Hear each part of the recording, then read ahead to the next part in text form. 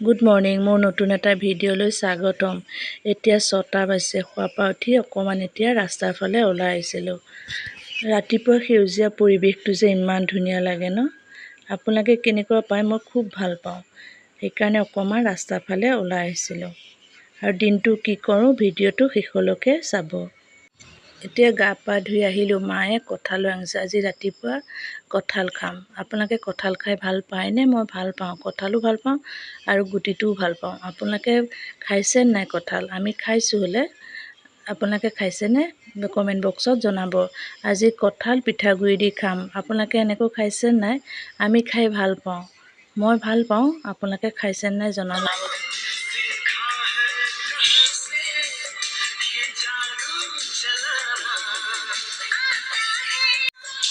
খাই লোৱাৰ পিছত মাছ আহিল। মাছ ধৰিলোঁ। মাছ কিহৰে বনাওঁ ভিডিঅ'টো চালে গম পাব। জিকা আৰু মাছেৰে জোল বনাম। আপোনালোকে এনেকৈ বনাই খাই, আমি বনোৱাৰ দৰে আপোনালোকেও বনাই খাব।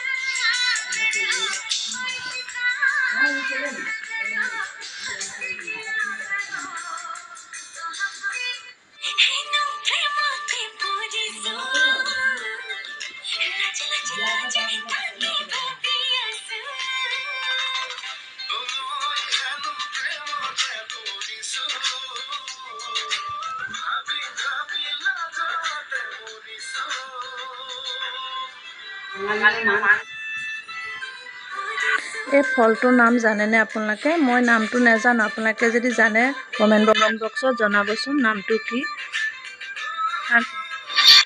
এতিয়া ভাত খাব লৈছোঁ।